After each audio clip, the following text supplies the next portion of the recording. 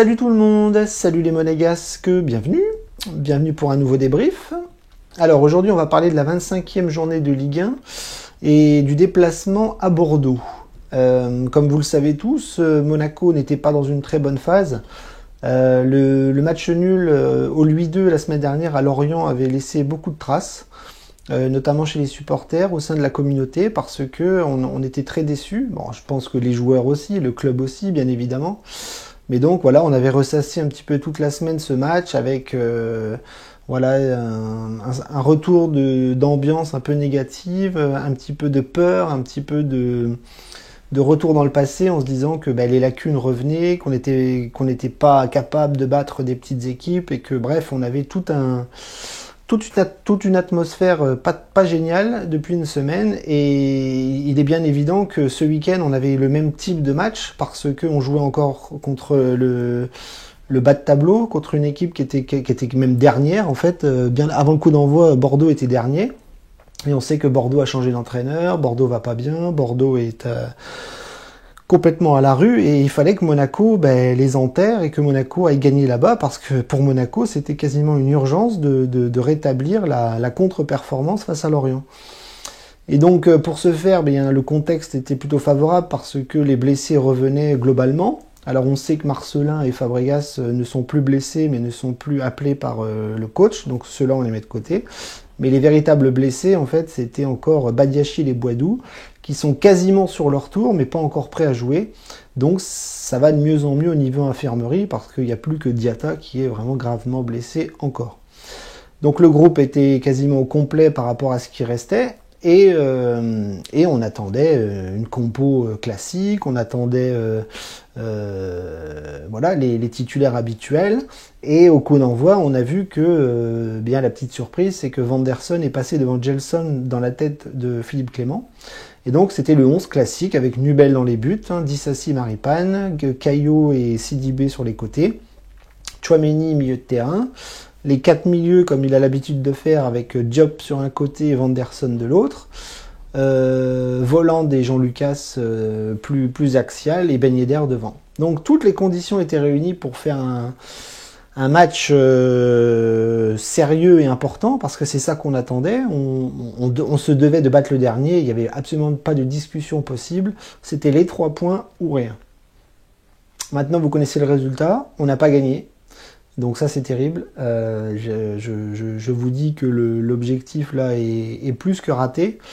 Il est quasiment synonyme de grosse désillusion, parce que enchaîner 2 points sur 6 face à des équipes de bas de tableau, c'est la mort assurée pour les ambitions, les hautes ambitions européennes, en tout cas à mes yeux. Donc voilà, on a fait 1-1. Le contexte du match est terrible parce qu'il a vite tourné à la catastrophe. De façon arbitrale et de façon aussi footballistique, parce qu'on va voir que Monaco n'a absolument pas été au rendez-vous au coup d'envoi, et Monaco paye les conséquences de cette non-première mi-temps qui aura tourné vite au fiasco. Alors on va voir un petit peu la physionomie du match, c'est ça, c'est une première mi-temps complètement ratée de la part de Monaco, qui en plus se fait réduire à 10, voilà. Tchouaméni a pris un carton rouge, et au-delà de le perdre dans le match, on le perd aussi pour des matchs importants, notamment à Nantes, visiblement. Donc en demi-finale de Coupe de France, il sera pas là, et c'est une catastrophe. Maintenant, il y aura des joueurs pour le remplacer, et on va les supporter à fond. Mais là, dans ce match contre Bordeaux, c'est une catastrophe, parce qu'on est réduit à 10 contre 11. Et puis avant l'expulsion, on va voir que Monaco a fait n'importe quoi, n'est pas rentré dans le match, n'a pas du tout montré un visage conquérant, et s'est même pris un but dans ses premières minutes face à Bordeaux, qui était en mode commando et en mode défense aussi totale, avec 5 défenseurs. Donc voilà, un schéma qui nous plaît pas beaucoup. Monaco n'aime pas jouer contre les blocs bas. Monaco a du mal contre les équipes de bas de tableau, les équipes en difficulté. On l'a encore vu ce soir. Bordeaux a essayé d'assurer le coup en première mi-temps. Et nous, on a complètement capoté, on s'est fait complètement piéger. On n'arrivait pas à jouer, on n'arrivait pas à enchaîner quoi que ce soit. Et en plus, on prend un but. Donc un but, un carton rouge. Je peux vous dire qu'à la mi-temps, les carottes étaient quasiment cuites. parce que tous les ingrédients étaient quand même là pour nous mettre la tête dans le seau. C'était une catastrophe, c'était un cauchemar. Et on n'aura pas réussi grand-chose. Donc cette première mi-temps, en plus, avant de prendre le but, avant de prendre le carton rouge, on a une occasion ici ou là qu'on n'arrive pas à mettre, notamment Vanderson qui se retrouve face à face au gardien bordelais qui s'appelle Poussin. Et il la met à côté, enfin il tire entre les jambes du gardien qui la met à côté, donc grosse occasion franche qu'on rate. Et puis derrière on connaît le scénario, hein, c'est-à-dire Monaco tourne en rond, ne trouve pas de solution, n'est pas très conquérant, n'est pas très valeureux. J'ai pas retrouvé la philosophie la philosophie de Clément en première mi-temps avec cette envie d'attaquer fort, d'aller marquer des buts tout de suite, d'aller presser comme on l'avait fait comme contre Lyon. Mais là, face à des équipes comme Lorient ou Bordeaux, on n'y arrive pas. Et puis voilà, on prend un pauvre but sur un petit cafouillage où Caio Henrique reprend le ballon du genou, la remet derrière lui et il y a un attaquant bordelais qui frappe et qui la met au fond. Donc mi-temps, carton rouge peu mérité, je trouve. On va beaucoup s'acharner sur l'arbitrage, il y a de quoi, hein. L'arbitrage français est quand même assez catastrophique dans l'ensemble. Dans ce match-là, on va s'acharner sur le rouge et à juste titre. Je pense que l'expulsion de Tchouaméni n'est pas vraiment méritée, en tout cas sur la deuxième faute. Je trouve qu'il tape assez proprement, mais c'est en retombant que l'impact des deux pieds fait que l'arbitre met un carton. Et voilà, autant le premier peut être justifié si on veut, et encore. J'ai trouvé l'arbitre complètement à la rue et il mettait beaucoup de cartons, il sifflait beaucoup de fautes et c'est tout ce qu'on déteste voir en championnat français. Donc bref, on va laisser de côté ce fait de jeu qui nous fait très mal et puis penser à la deuxième mi-temps parce qu'à la mi-temps, eh bien, Clément avait fait quelques changements avant. Hein, il fait rentrer Gelson Martins, il fait rentrer... je sais même plus. J'ai toujours du mal avec les changements. Maintenant qu'il y en a 5, je suis un petit peu perdu. Mais voilà, il sort Diop, il sort Voland, et à juste titre aussi. Et il essaye de rééquilibrer un petit peu tout ça avec Fofana et Gelson. Donc la deuxième mi-temps, eh bien, ça va être plutôt favorable pour Monaco parce qu'on va plutôt bien revenir. On va quand même être assez valeureux là pour le coup et on va quand même réussir à faire plier les Bordelais parce qu'on va égaliser en deuxième mi-temps. Gelson Martins qui fait une très belle entrée avec un cafouillage là aussi. Il rentre dans la surface, il frappe, le ballon est tapé dans les Bordelais, ça va au fond, un partout. Et on va essayer péniblement d'aller marquer le deuxième. On aura eu les occasions, hein. À Cliouche on aura eu une en fin de match, une belle frappe. Golovin aussi, on aura eu une dans la surface. Et on va pas y arriver. Je pense qu'il y avait la place. Franchement, à 10 contre 11, j'ai trouvé les Bordelais en deuxième mi-temps vraiment en dessous. Ils vont avoir 2-3 comptes, les Bordelais, qui vont nous faire peur. Nubel va faire 2-3 arrêts ici et là. Mais nous, on va essayer de maîtriser un peu le ballon, contrairement à la première mi-temps. Et on va souffrir vraiment en essayant d'aller péniblement marquer le deuxième. On va jamais y arriver. Et c'est assez logiquement que la fin du match arrive sur ce score de 1 partout avec une grosse désillusion parce que même si on sauve les meubles après la première mi-temps catastrophique, on repart avec un seul point et si on fait le bilan sur les 2 derniers matchs, c'est une catastrophe. Alors on va essayer d'analyser un petit peu les joueurs, mais globalement ça n'a pas été bon du tout de la part de tout le monde. Franchement, en première mi-temps où tous les joueurs sont à l'ouest, on n'a pas réussi à combiner intelligemment, fortement, on ne s'est pas créé d'occasion franche, on leur a pas marché dessus. On a encore une fois beaucoup tourné en rond comme contre Lorient. Et pire de ça, on a confondu un petit peu vitesse et précipitation. Et à l'image de Tchouaméni qui se fait expulser, voilà, on aura fait beaucoup de fautes, beaucoup d'erreurs techniques, peu de solutions ici et là, surtout sur le plan offensif. Ça, c'est quelque chose qu'on retrouve quand même depuis le début de saison. C'est pas nouveau. Sous Kovac ou sous Clément, c'est un peu la même chose. On a quand même du mal à aller briller offensivement dans des matchs importants. Lorient en était un, Bordeaux en était un. Après, vous me direz, tous les matchs sont importants. Mais là, quand ce sont des petites équipes, on doit largement s'imposer, comme pourrait le faire Marseille, Nice ou Paris. Et là, on galère de semaine en semaine. C'est-à-dire qu'après Lyon, il n'y a plus rien. Il n'y a plus rien du tout. On aurait dû enchaîner avec 6 points, on n'en a que 2, donc c'est un bilan négatif. Et cette première mi-temps, c'est ça, quoi. C'est-à-dire, on a une défense. Alors après, Nubel, il prend un but. Bon, il se fait fusiller, certes, mais bon, son match globalement n'est pas mauvais. Il a fait quelques arrêts ici et là. J'ai trouvé un peu en difficulté sur les sorties aériennes, sur les corners ou les coups francs. Mais bon, il a fait plutôt un bon match. Hein. Il n'a pas fait d'erreur au pied. Il a fait des arrêts sur Wang, sur des offensives en deuxième mi-temps, des contre-attaques. Donc bon, il fait quand même un bon match, on va dire. Défensivement aussi, on n'a pas fait beaucoup d'erreurs, si ce n'est sur le but. Bon, Maripane et Dissassi ont quand même maîtrisé la rencontre, je trouve. Les interventions étaient globalement bonnes. J'ai pas vu de grandes erreurs, de grandes bêtises. Après, en deuxième mi-temps, on a pris des contres un peu fulgurants, mais bon, on se projetait quand même beaucoup vers l'avant pour essayer d'aller marquer le deuxième, ce qui est assez logique de s'ouvrir, de se faire ouvrir, surtout à 10. Mais globalement, la défense centrale, je l'ai trouvé plutôt pas mal. Hein. Caio Henrique et Sidibé aussi, ils ont été un peu en difficulté de par le fait de ne pas trouver de solution en première mi-temps. On voyait Caio Henrique et Sidibé monter beaucoup. Mais bon, voilà, les centres n'arrivaient pas, les combinaisons étaient toujours un peu brouillonnes. Et c'est ce qu'on retrouve en ce moment. C'est-à-dire qu'à l'époque de Kovac, on avait quand même Caio Henrique qui brillait de mille feux. Même Sidibé pouvait briller lui aussi. Mais là, on se retrouve avec des latéraux qui jouent un peu plus bas et offensivement, on a du mal. Alors certes, il y a eu l'expulsion, il y a eu des changements de joueurs, mais les latéraux sont moins clinquants depuis quelques temps et c'est assez dommage. Bon, et en plus, il y a Sidibé qui revient de blessure, donc il n'est pas forcément à 100%. Au milieu de terrain, Tchouaméni, il n'aura pas fait long feu. Alors, c'est marrant parce qu'il avait dit il y a quelque temps que quand il prenait un jaune, travaillant avec un coach sportif, un psychologue, je crois, il disait qu'il avait beaucoup évolué là-dessus parce que le fait de jouer avec un carton jaune, ça ne le perturbait pas. Et là, ce soir, on a vu qu'effectivement, ça ne le perturbait pas de prendre un jaune parce qu'il en a pris un deuxième et puis il a pris une expulsion. Donc voilà, beaucoup d'engagement. Après, je trouve que l'arbitre a été beaucoup trop sévère pour tout le monde. Hein.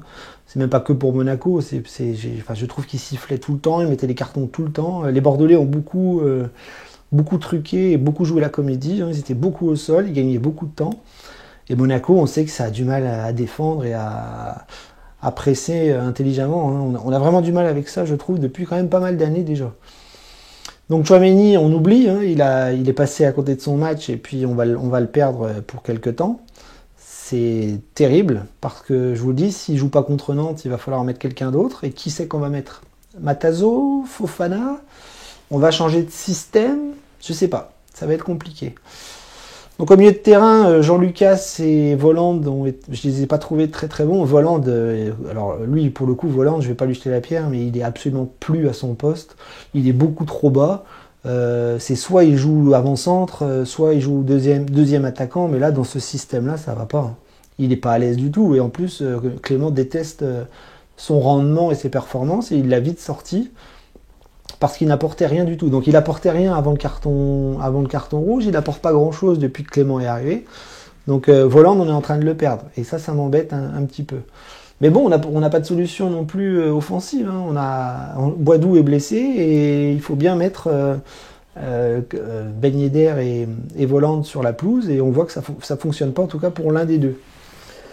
Jean-Lucas, match intéressant ici et là, avec des petites pertes de balles ici et là aussi, donc pas parfait, plutôt intéressant dans l'engagement et l'envie de bien faire, mais j'ai pas trouvé que son match était exceptionnel. Mais bon, il a fait ce qu'il a pu en fonction du contexte. Sur les côtés, Diop, on l'a pas vu longtemps non plus. Je l'avais trouvé pourtant très très bien en début de match, très très vif, très très bon dans l'impact, dans le dribble et dans la perforation. Et puis, voilà, après le rouge, il est sorti, donc il fallait faire des choix. De l'autre côté, Vanderson aussi, il a été pas mal dans l'engagement, dans l'impact, très physique, très intéressant. Et donc, comme il se tire un peu la bourre avec Gelson Martins, on va dire que les deux ont fait un match plutôt correct. D'habitude, on tacle Gelson Martins, mais là, j'ai trouvé que Gelson Martins a fait une bonne rentrée. Il a marqué. Il a été très percutant et très rapide et il a bien bougé les défenseurs bordelais et puis Vanderson aussi. Alors Vanderson, il est resté avec Gelson, mais là il est redescendu un petit peu. Ça tombe bien, on l'a pris aussi pour jouer arrière droit. Il joue ailier droit, mais là il a joué arrière droit, donc finalement sur le flanc droit, il dépanne plutôt pas mal devant et derrière. Donc un match correct de Vanderson, même s'il a raté l'inratable en première mi-temps avec un face-à-face. J'y pense encore là. Donc devant Ben Yedder en grande difficulté, hein, face au bloc bas et aux blocs qui défendent beaucoup et durement, c'est compliqué. Il a essayé ici et là, mais il s'est pas procuré d'occasion franche. Donc pour moi, c'est un match raté. De par le fait qu'il ne marque pas et de par le fait qu'il ne s'est pas procuré beaucoup d'occasions, il est vraiment tombé sur le bloc bordelais comme il est tombé sur le bloc lorientais. Là, on est en train de le perdre un petit peu depuis 2 matchs et bon, on sait que Ben Yedder reviendra fort dans les matchs à venir. Ça, j'en doute pas. Au niveau des remplaçants, ben là c'est intéressant parce qu'il y en a eu beaucoup. Il a fallu faire des choix très vite. Donc Fofana est rentré, Gelson Martins est rentré, Aklilouche est rentré, Golovin est rentré. Je sais plus qui d'autre est rentré. Non, Matazo non. Enfin, je sais plus. En tout cas, voilà, et tout le monde a essayé de bien faire. Golovin a fait plutôt une bonne rentrée, je trouve. Il a bien gardé le ballon, il s'est essayé, il a frappé, il a centré, il a fait les corners, il était un petit peu partout. Mais c'était insuffisant un petit peu pour tout le monde parce qu'on n'a pas réussi à mettre ce deuxième but. Moi, je vous dis, hein, Akliouche qui fait une très belle frappe sur la fin de match, mais trop sur le gardien. Golovin qui se démarque de tout le monde, qui frappe et qui passe à côté. Enfin, vous voyez, voilà tous les éléments pour une sale soirée qui fait que même à 10 contre 11, mais on n'aura pas réussi à revenir gagner un match qui était largement à notre portée si on avait mis les ingrédients, en tout cas en première mi-temps. Bien, alors on va conclure par le fait que l'objectif de ce match est complètement raté. Il fallait gagner après la contre-performance lorientaise et au final on se retrouve avec 2 points sur 6 face à des concurrents très faibles. Et ça, c'est vraiment l'erreur à pas faire quand on veut, enfin, en tout cas quand on a des ambitions européennes assez hautes. Et il est évident qu'on avait toujours en point de mire le top 3. Et là, ce soir, je pense qu'il est complètement à oublier parce que Marseille et Nice, eux, font le travail, ils avancent bien. Ils perdent des points ici et là, mais globalement, ils gagnent contre les petites équipes. Et puis Marseille, qui eux, sont très forts cette saison. Ils ont beaucoup de points d'avance. Nice en a largement plus que nous. Je crois qu'on est à 7 points du podium. Donc honnêtement, on va l'oublier, le podium, là. Hein, c'est plus la peine de se faire mal. Je pense pas que Marseille et Nice s'écroulent en cette fin de saison. Il faut se concentrer sur nous-mêmes, c'est-à-dire que Monaco ne fait pas le travail cette saison pour atteindre les objectifs annoncés. C'est terrible parce qu'on a changé de coach et puis on s'aperçoit qu'on n'arrivera pas à aller atteindre la Ligue des Champions, à moins d'un miracle si on gagne quelque chose, enfin, ou si on arrive à choper une 4e place qui serait synonyme de... Enfin, il faut arrêter les comptes d'apothicaire. L'objectif du podium s'envole ce soir largement et c'est mérité pour les autres parce que Monaco n'aura pas réussi à faire le travail. On l'a dit, cette saison, on a perdu beaucoup trop de points face à des équipes battables. Et donc, je pense que l'objectif maintenant va être l'Europa League et je pense que la 4e place serait un objectif honorable pour l'AS Monaco qui, pour l'instant, rame sévèrement. Et je ne sais pas si ils vont pouvoir repartir de l'avant et sérieusement parce que honnêtement on se dit ça chaque week-end et chaque fois on se foire. Donc on a fait des beaux résultats, on en a fait des moches aussi. Et maintenant il faut revoir les objectifs à la baisse parce qu'on a 3 compétitions qui arrivent et un mois de mars dantesque, c'est-à-dire qu'on va jouer les plus durs, les plus forts, les plus engagés au niveau des compétitions, parce que l'Europa League revient, donc ça va être des matchs très difficiles. On va jouer le Paris Saint-Germain, on va jouer Marseille, je crois. Donc on peut laisser beaucoup de plumes au mois de mars.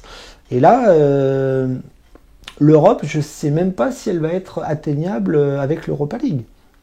Voilà, je vois pas comment Monaco peut se réveiller sérieusement après ce qu'on a vu là. Parce que, je vous le dis, le carton rouge de ce soir, il est anecdotique, parce qu'avant le carton rouge, on n'a rien montré. Et contre Lorient, on n'a rien montré. Contre Montpellier, on s'est fait avoir aussi. Donc vous voyez qu'on perd vraiment beaucoup trop de points. Et cet effectif n'a pas les armes, je pense, pour aller beaucoup plus haut que le top 5. Donc moi, maintenant, mon objectif principal, c'est la 4e place, si c'est encore possible. Et puis maintenant, on va voir ce qu'on peut faire dans les coupes. Je vous dis, à Nantes, avec le match qu'a fait Nantes hier contre le Paris Saint-Germain, je commence à être un petit peu plus inquiet.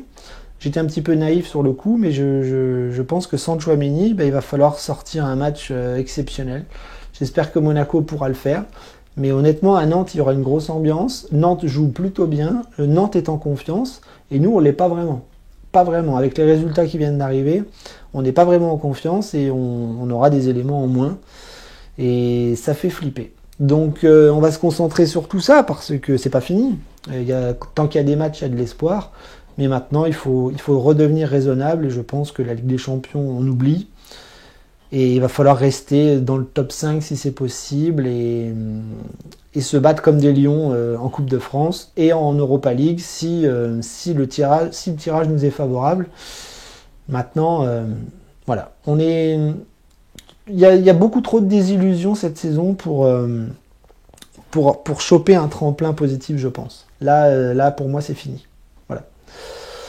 Donc je vous laisse sur ces paroles un peu déprimantes, mais c'est la réalité. Et je vous donne donc rendez-vous la semaine prochaine, parce qu'on va jouer contre Reims au Louis II la semaine prochaine, dimanche, à 13h. Ces horaires, c'est une catastrophe. Le PSG, on va aussi jouer un dimanche à 13h. Enfin, autant vous dire qu'on risque de galérer encore. À dimanche prochain, Dagemonegou, et essayez de pas trop déprimer.